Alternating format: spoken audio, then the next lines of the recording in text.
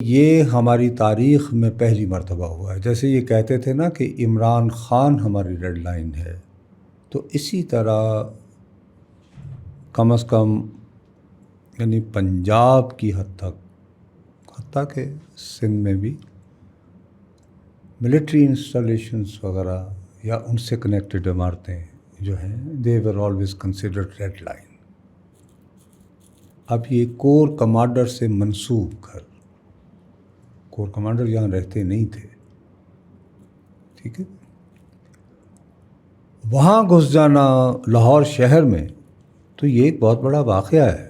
Corps commander کے گھر میں اور اس کو آگ لگا دی. ارے بیوی یہ بہت بڑا واقعہ بالکل. ہے، اور وہاں پہ باقاعدہ پھر مار داڑ جلاؤ بھراؤ، تو وہ ایک ریڈ لائن کراس ہو گئی نا. اب یہ کہ اس کو ریاست کا سب سے طاقتور ادارہ سمجھا جاتا ہے، اور اس کے بغیر ریاست کا وجود اٹ سیلف جو ہے برقرار رکھنا ممکن نہیں. ورنہ یمن میں دیکھیں کیا ہو رہا ہے، ابھی حال ہی میں سوڈان میں کیا ہو رہا ہے، ابھی یہ تو یعنی پرسوں کی بات ہے. تو میرا اپنا خیال ہے کہ وہ ادارہ جو ہے وہ اب اس وقت واقعتاً بہت غصے میں ہوگا، تل ملا رہا ہوگا. اس میں انہوں نے محسوس کیا ہوگا کل جو واقعہ ہوا ہے، جس طرح سپریم کورٹ نے ناز نخرے برداشت کیے ہیں کہ یار ہمارا تو ساتھ نہیں دیا. تو پھر میں وہی آپ کو کہہ رہا ہوں، یہ اشرافیہ کے درمیان کی لڑائی ہے.